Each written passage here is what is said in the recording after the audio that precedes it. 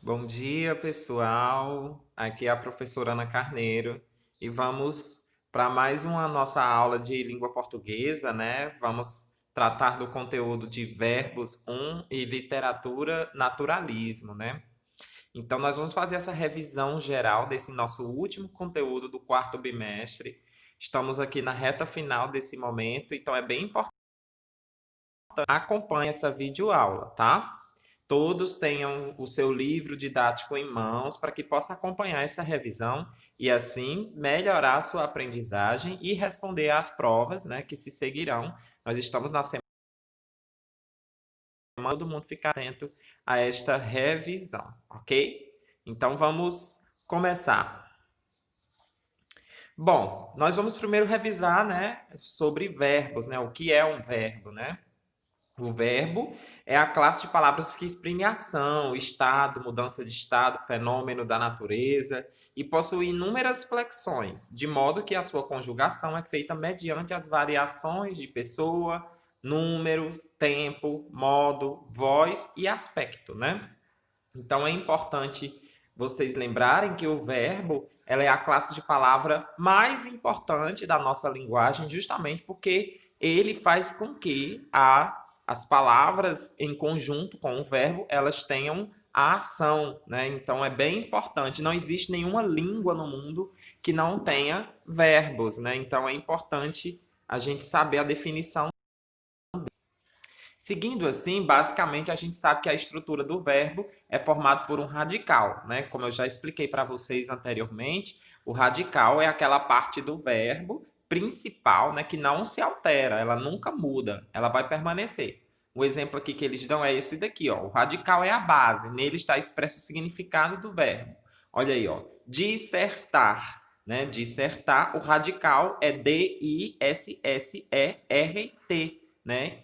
O final do verbo, AR, é a desinência que diz respeito à conjugação do verbo. Vocês lembram que eu expliquei sobre isso? Temos verbos de primeira conjugação, segunda conjugação e terceira conjugação. Lembrando que os verbos de primeira conjugação são os que terminam em AR, o de segunda conjugação em ER e de terceira conjugação em IR. Existem verbos também que têm terminação em OR e eles são classificados de segunda conjugação, tá, pessoal? E de acordo com as conjugações, também teremos as vogais temáticas, né? Para a primeira conjugação, a vogal temática é A, né? Na segunda, a vogal é E, e na terceira, a vogal é I. Isso é o conhecimento básico do que é a estrutura do verbo, tá certo? E aí, ó, nesse slide você vai poder verificar tudo isso que eu acabei de explicar, beleza? Vamos para o próximo. Aqui nós temos as desinências, né, pessoal? As desinências é como se fosse um bloquinho daqueles de Lego, do jogo de montar, né? Então o verbo funciona como se fosse um Lego, a gente vai montando as partes do verbo. Coloca-se o radical, coloca-se a vogal temática e coloca-se as desinências. E assim nós temos um verbo conjugado, né? Então o verbo, ele é montado ao longo da sua conjugação. Então as desinências são os elementos que em conjunto com o radical, promovem as conjugações, né? Então, nós temos desinências que dão a ideia do modo verbal, lembrando-se que o modo se refere ou ao afirmativo, né? No caso que seríamos o modo indicativo, temos o modo subjuntivo e o modo imperativo. E temos os tempos verbais, presente, passado e futuro. Lembrando que passado também a gente pode se referir como pretérito, né? Sendo que cada um desses tempos verbais existem variações, né? E aí nós temos os exemplos, né, que vocês podem verificar também de como é que funciona essas desinências, tá? Assim é possível identificar se um verbo está no presente, no passado ou no futuro, em qual modo ele se encontra e se ele está no singular ou no plural, ou se ele está na primeira, segunda ou terceira pessoa, né, da voz verbal. As flexões, né? Então, os verbos eles flexionam pessoa, né, que pode ser primeira, segunda ou terceira pessoa, em número, singular ou plural, em tempo, presente, pretérito e futuro, em modo, indicativo, subjuntivo, imperativo, e em voz, que pode ser a voz ativa, voz passiva e voz reflexiva, né? Então, basicamente, nós temos esse que são as flexões do verbo, né? Formas nominais. As formas nominais são os verbos quando eles se encontram no infinitivo, no particípio ou no gerúndio. O infinitivo, pessoal, é o formato original do verbo, quando ele ainda não foi conjugado. Por isso que é infinitivo, ele pode ter infinitas formas de aparecer durante a sua conjugação. Então, o infinitivo é a forma primária do verbo. Então, é quando ele está com suas terminações ou em AR, ER ou IR, né, que é o infinitivo do verbo, certo? Cantar, amar, pular, correr. O particípio é quando o verbo termina em ado ou ido. Lembrando que o particípio dá a ideia de passado, tá, pessoal? Por exemplo, amado, cantado, corrido. E o gerúndio é quando nós temos uma ação contínua, amando, cantando, e a terminação é NDO, né? Então, essas são as formas nominais dos verbos. E aí, ó, temos os exemplos de cada um deles nesses slides. É bom que vocês deem uma lida, tá, pessoal? Eu não vou me ater muito a explicação do slide em si, porque senão a gente vai perder tempo. Isso aqui, inclusive, já foi explicado, né? Então, basta vocês observarem esses exemplos para que vocês entendam melhor. Aqui, ó, o exemplo de particípio e o exemplo de gerúndio também. E logo em seguida, nós temos os tempos verbais, né? Nós temos o presente, né? O presente que indica o momento atual, quando os fatos estão acontecendo, né? Por exemplo, estou aqui, é o momento de agora. Tomo medicamentos, tá aí os exemplos, né? O passado, que também pode ser chamado de pretérito, indica algo que aconteceu no passado, né? Eles fizeram mesmo isso? Então, fizeram é algo do passado, né? Eu não acreditava, também da ideia de passado. Acabei, então também passado. E futuro, algo que ainda vai acontecer. Ganharei na loteria, dormirei o dia todo, se for preciso. Então temos esses exemplos aí para deixar bem claro como é que cada um desses verbos se manifesta de acordo com o tempo verbal.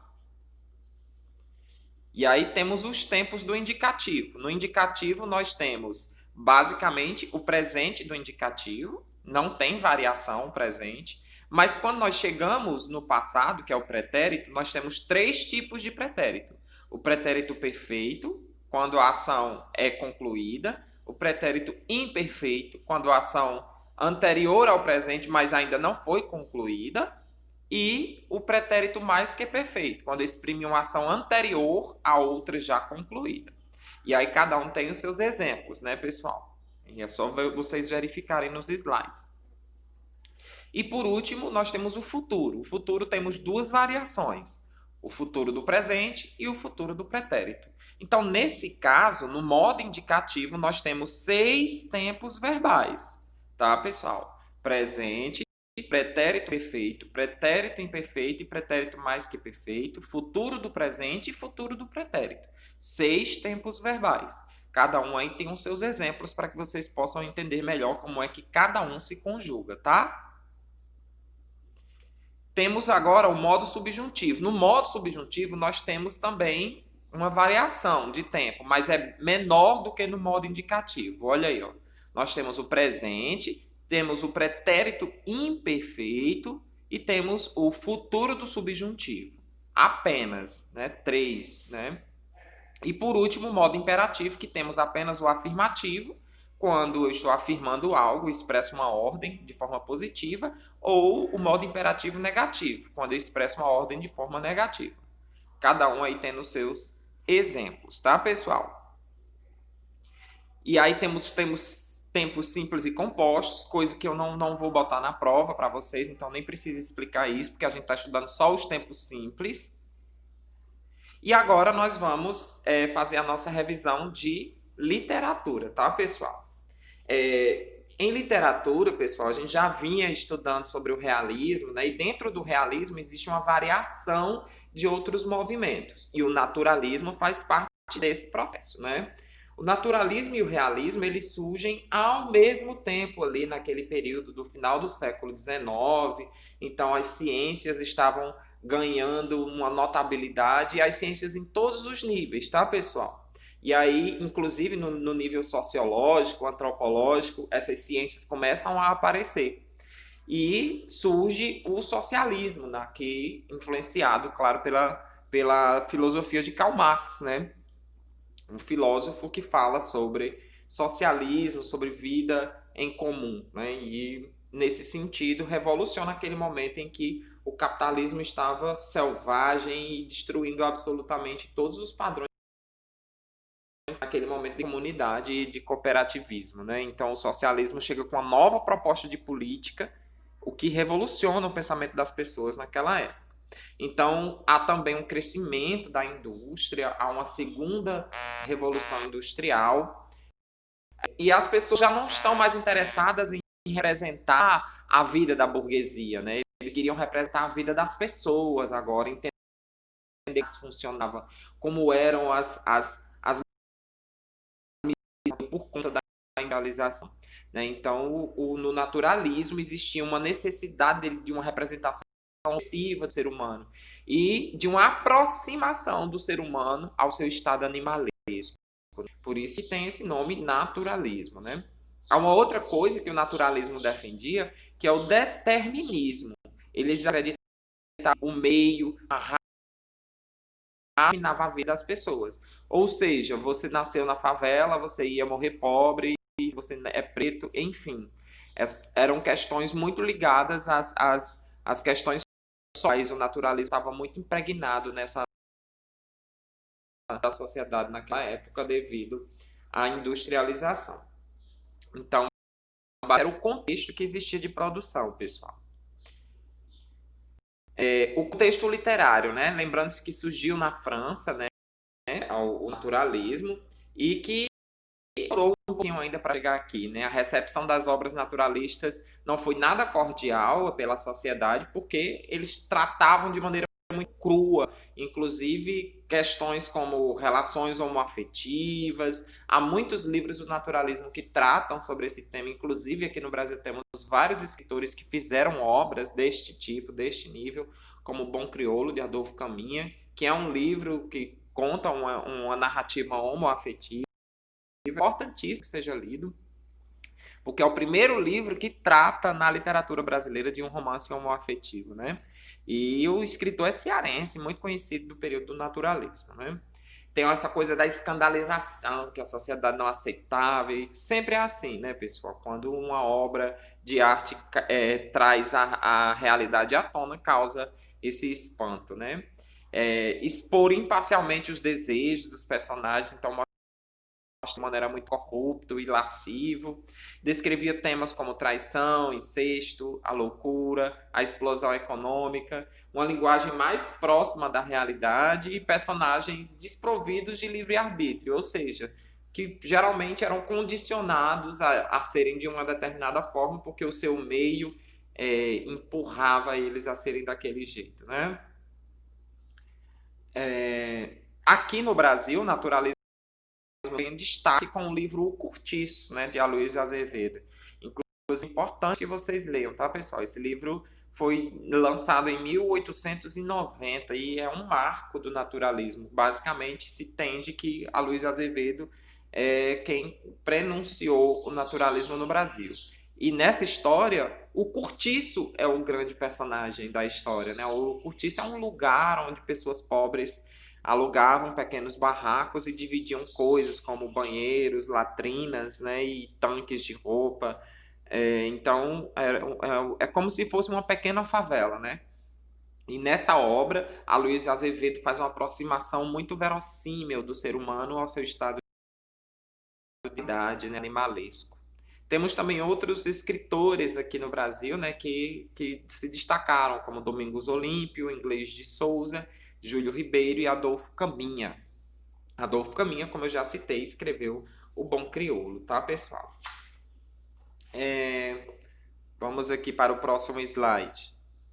Aí, um pouco mais sobre Aloysio Azevedo, né? Lembrando que ele é um maranhense e ele é considerado o mais importante escritor do naturalismo, né? Em 1880, publicou o romance romântico Uma Lágrima de Mulher, seguido de O Mulato, de 1881, que projetou seu nome no meio literário e lhe deu o título de inaugurador do naturalismo, né?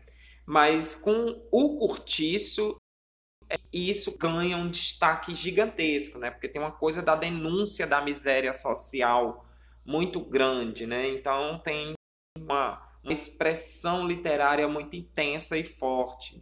Tanto é que temos filme até sobre essa obra. É bem importante que vocês só procurar no YouTube que vocês acham, tá, pessoal? Então ele retrata a vida de pessoas nesse cortiço, né, de maneira tão miserável. Vamos para o próximo slide. Deixa eu dar uma olhada aqui, pessoal, porque deu uma travada aqui. Slide. Deixa eu verificar.